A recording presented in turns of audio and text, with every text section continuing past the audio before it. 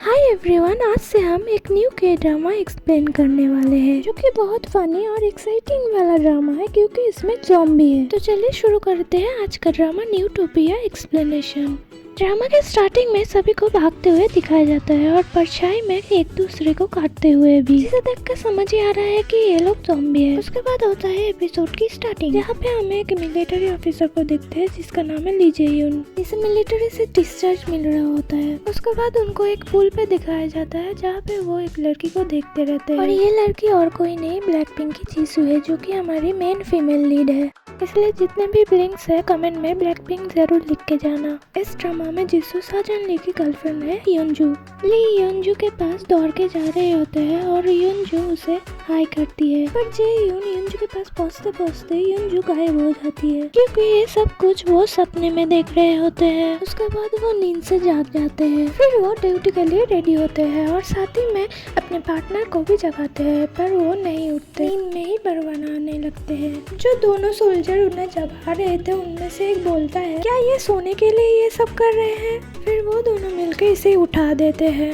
उसके बाद दोनों ड्यूटी में होते हैं जहाँ पर जे यून योंजू को कॉल कर रहा होता है। योंजू भी सो रही होती है, इसीलिए बहुत देर तक रिंग बजती रहती है, फिर भी वो उठाती नहीं है क्योंकि वो सो रही थी। तभी उसकी सीस आके बोलती है अगर वो जे यून को रात को फोन करने के लिए मना नहीं किया तो उसे वो कभी उससे मिलने नहीं देगी। तो योंजू भी फोन पिक करके बोल देती है देर रात को फोन मत किया करो, और योंजू बहुत ज्यादा ड्रंक होती है। तो जे यून उसे बोलता है उसे बहुत फिक्र हो रही थी जब उसका कॉल कोई और पिक कर रहा था। योंजू बोलती है उसका मैनेजर शायद कॉल पिक किया था और वही शायद उसे घर छोड़ के भी गए हैं। उसके बाद उससे अचानक से वॉमिटिंग आ जाती है और यहाँ पे जेयून उसका कॉल कट कर देता है। और तभी उसका एक लीडर सोल्जर उसे नोटिस करता है और वो बहुत गुस्से में था। ड्यूटी के टाइम कोई सो रहा होता है और कोई फोन में बात कर रहा होता है। सुबह हो जाती है और रोल कॉल होने लगता है और वो सोल्जर अभी भी सो रहा था, इसलिए सभी को पनिशमेंट मिलती है 67 राउंड दौड़ लगाने का। तो सभी लोग बिल्डिंग में ही दौड़ने लगते हैं। दूसरी तरफ हम योंजू को भी भागते हुए देखते हैं क्योंकि वो ऑफिस के लिए लेट हो गई थी। तो वो भागते भागते ऑफिस पहुंच जाती है। एक लड़के को दिखाया जाता है जो कि योंजू के साथ ही काम करती थी, जिसका नाम जिनयुक है, और उन्हें एक साथ काम करते हुए 1 महीना हो गया था। योंजू उसे थैंक्स बोलती है उसके किए हुए एहसान के लिए।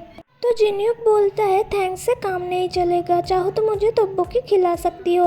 तो योंजू बोलती है ठीक है मैं तुम्हें तब्बोकी खिला दूंगी। तो फिर वो योंजू को आज ही चलने के लिए बोलता है, पर योंजू कुछ रिप्लाई नहीं करती। तो फिर वो नेक्स्ट वीक में खिलाने को बोलता है। दूसरी तरफ मिलिट्री वाले ट्रेनिंग शुरू कर देते हैं जो कि एकदम रियल लग रहा होता है।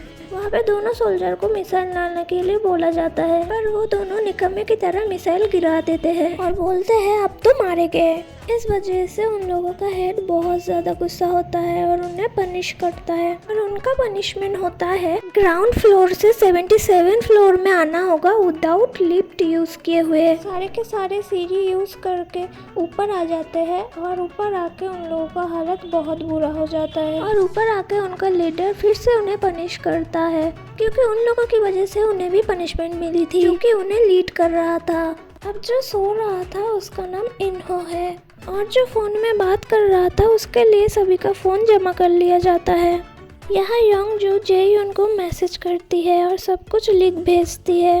दूसरी तरफ सभी लोग फोन जमा कर रहे थे और तभी योंजू का मैसेज आता है जो कि जेयून देख लेता है। तभी एक सोल्जर आके सभी को खाने के लिए बोलता है। उसे किचन में किसी की ज़रूरत थी क्योंकि उसे डिलीवरी करनी होती है। तो जेयून इशारे करके बोलता है कि उसे जाना है।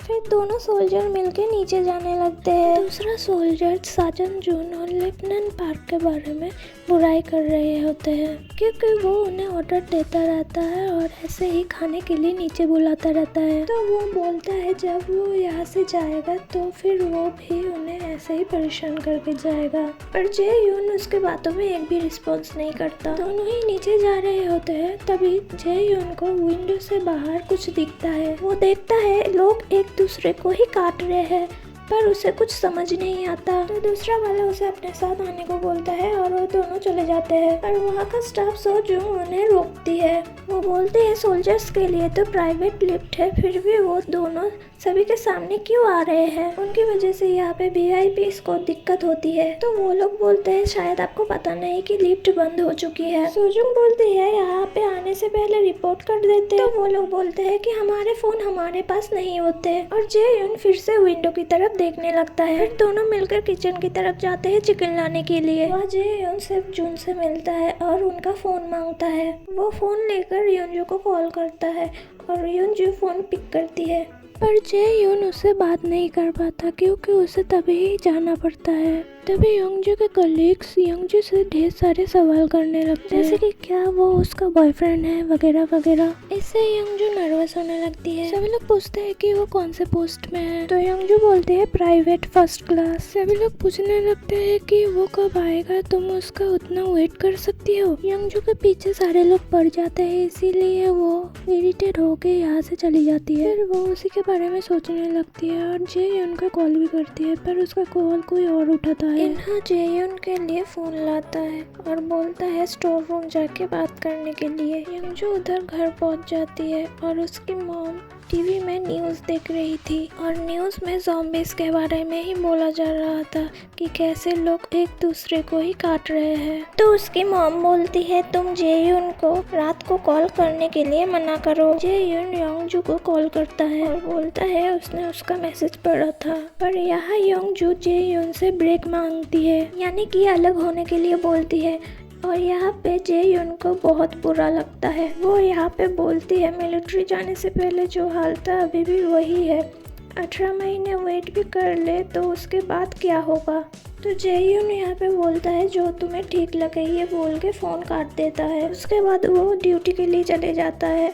जेहुन और इन्हो ड्यूटी में होते हैं। वो उसको सब कुछ बता देता है और इन्हो पूछता है आपके गर्लफ्रेंड को आपके लिए कितने दिन तक वेट करना पड़ेगा। तो जेयुन कुछ नहीं बोलता।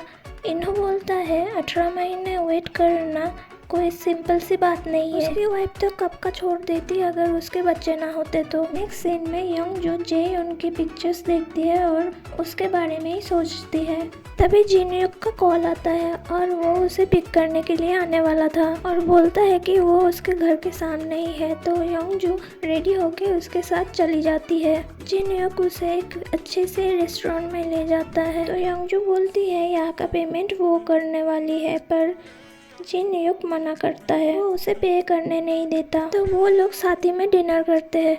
योंजू का मूड भी थोड़ा अच्छा हो गया था। तो जिनयुक बोलता है फाइनली तुमने मुस्कुराया, जब से आई हो तब से देख रहा हूँ मुंह फुला के बैठी हो। क्या तुम्हारे बॉयफ्रेंड से तुम्हारा झगड़ा हुआ है? और तभी जेयुन कॉल करता है पर योंजू पिक नहीं करती। उधर जेयुन बोलता है अगर वो फोन मांगे तो फिर भी उसे ना दे। उधर योंजू जेयुन के किए हुए वॉइस मैसेजेस देखती है। वॉशरूम में जाके फिर सुनती भी है जिसमें जेयुन ने योंजू से ब्रेकअप के लिए बोला था और योंजू यहाँ पे फूट फूट के रोती है और बहुत कॉल्स भी करती है पर कॉल नहीं लगती। अब वो दोनों घर जाते हैं पर जिनयुक उसे पूछता है कि वो घर कैसे जाएगी। तो योंजू बोलती है टैक्सी से चली जाऊंगी। तो जिनयुक बोलता है मैं तुम्हें मिलिट्री बैरक्स तक लेकर चलता हूँ। और यहाँ पर जेयुन और इन्हो को पेट्रोल लाने के लिए भेजा जाता है। वो लोग जाते हैं और उनसे फिर से वही स्टाफ की मुलाकात होती है। तो सोजुंग बोलती है फिर से यहाँ से आ रहे हो?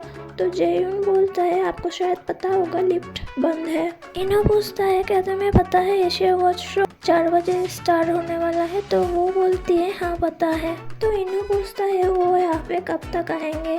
तो सोजुंग पूछती है कि आपको उनसे कुछ काम है? तो इन्हो बोलता है नहीं मैं बस उन्हें हेलो बोलना चाहता हूँ और मैं उन्हें जानता हूँ। तो जेयुन पूछता है तुझे क्या हो गया है? इन्हो बोलता है कि आप एलेक्स एंटरटेनमेंट को नहीं जानते, मैंने आपको बताया था। तो जेयुन बोलता है हाँ मुझे पता है।